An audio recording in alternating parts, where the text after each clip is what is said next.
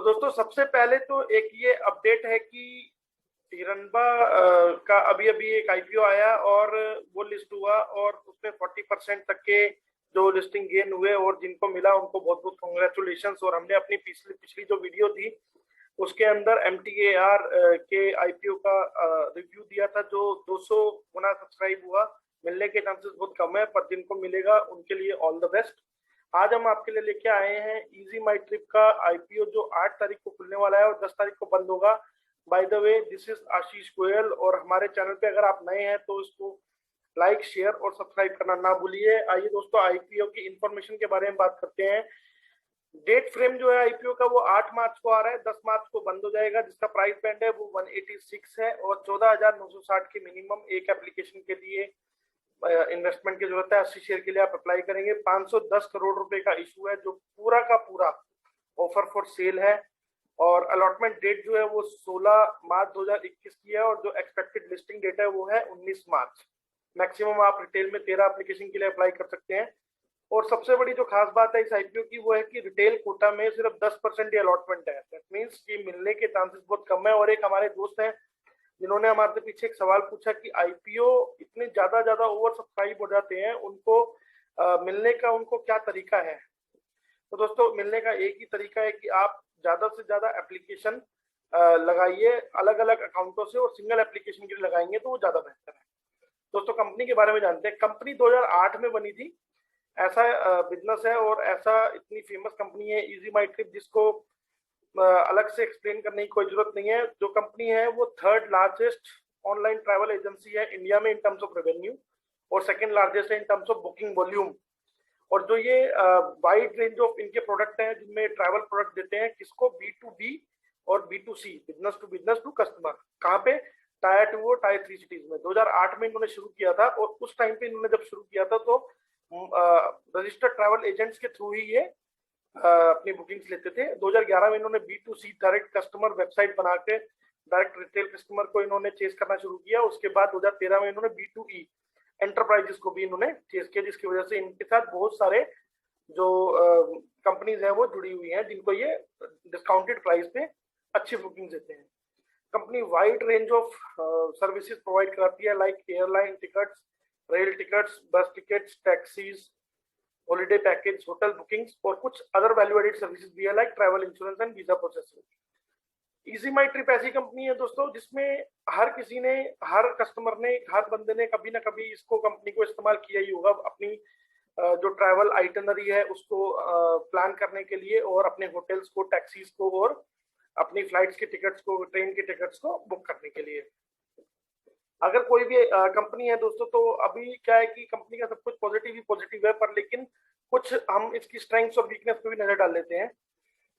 इनकी स्ट्रेंथ्स जो है वो नेट प्रॉफिट मार्जिन के हिसाब से अगर देखा जाए तो सबसे पहले इनके जितने भी पीयर्स हैं लाइक क्लियर ट्रिप, मेक माई ट्रिप, यात्रा.com जो आपने सुना होगा वो लिस्टेड नहीं है। सबसे पहली बात, ये पहली ट्रैवल एजेंसी है जो लिस्टेड होने जा रही है।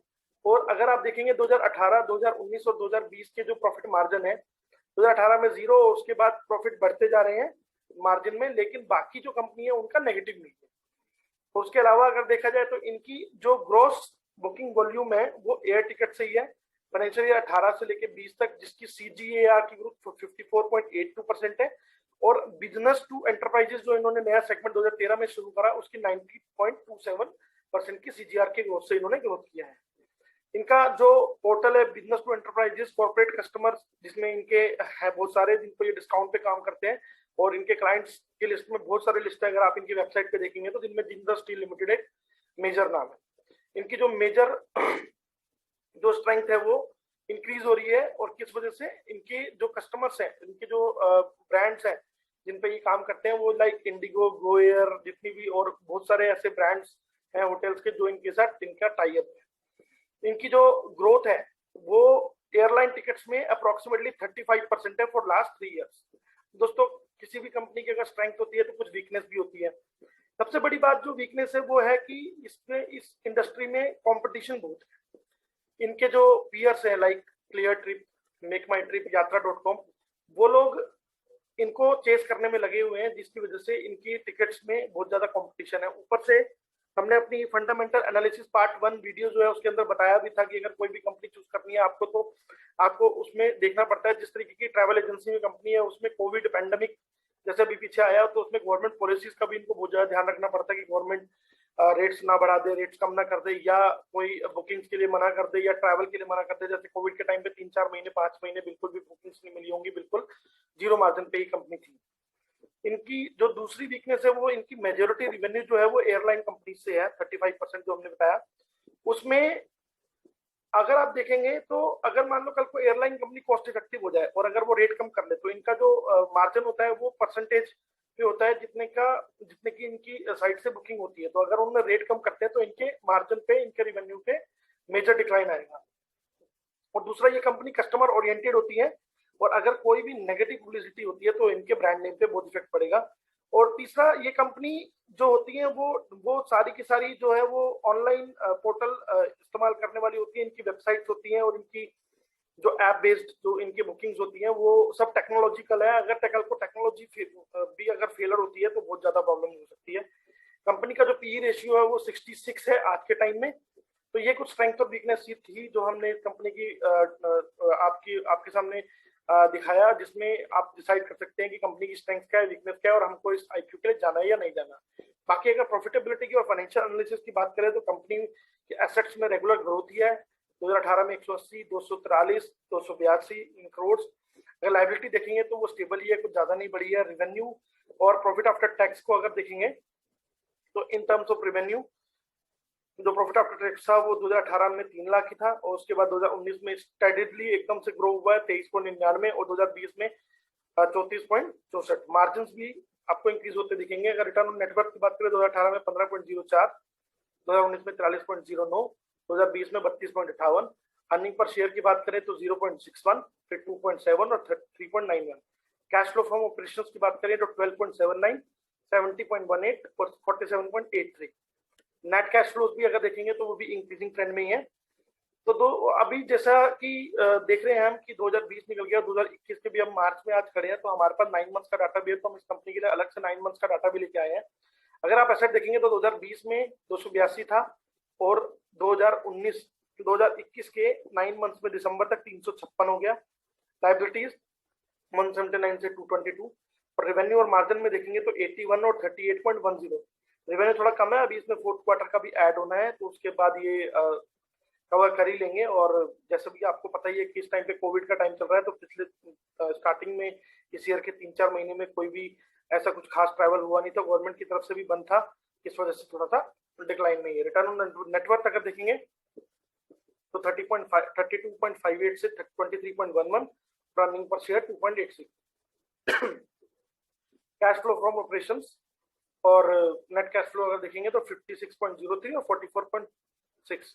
तो ओवरऑल अगर कंपनी की प्रॉफिटेबिलिटी और फाइनेंशियल एस्पेक्ट की बात करें तो कंपनी ने अच्छा ही ग्रो किया है और आगे भी कंपनी ग्रो ही करेगी। हमारी जो रिकमेंडेशन है दोस्तों आज के टाइम में अगर देखेंगे कंपनी का जो ग्रे मार्केट रेट है अभी मैंने चेक किया है वो 155 से 170 रुपए है, which is approximately 90% of issue price. और लिस्टिंग गेन तो कंपनी में आने ही आने हैं। और अगर आपको वैसे तो अलॉटमेंट मिलना बहुत मुश्किल है, आप मैक्सिमम नंबर ऑफ अकाउंट्स और मैक्सिमम सिंगल लॉट के लिए अप्लाई करें, जितने नंबर ऑफ अकाउंट्स आप ऐड कर सकते हैं उसके हिसाब से। अगर आपको मिल जाता है तो आप इसमें इनिशियली शॉर्ट टर्म के लिए अगर लगता है कि आपको रखना है तो ठीक है, नहीं तो आप अपना प्रॉफिट बुक के भी जा सकते हैं। और लॉन्ग टर्म के लिए हमारी स्ट्रॉन्ग रिकमेंडेशन। तो ये थी दोस्तों हमारी छोटी सी एक एनालिसिस easyMyTrip.com जो परसों यानी मंडे को 8 तारीख को ओपन हो रहा है। और we strongly recommend to subscribe this IPO. और आशा करता हूँ दोस्तों कि हमारा ये जो पूरा का पूरा एनालिसिस है इस वीडियो पे आपको बहुत अच्छा लगा होगा। और हमारी इस वीडियो को लाइक, शेयर और सब्सक्राइब करना ना भूलिए। और दोस्तों एक और हमने चीज नोटिस करी है कि हमारे जो वीडियो के व्यूज है उतने हमारे सब्सक्राइबर नहीं बढ़ते हैं। तो आप प्लीज जहां भी हमारी वीडियोस को रिकमेंड करें उसमें उनको, जिनको भी आप रिकमेंड करते हैं उनको सब्सक्राइब करने के लिए जरूर बोले फॉर लेटेस्ट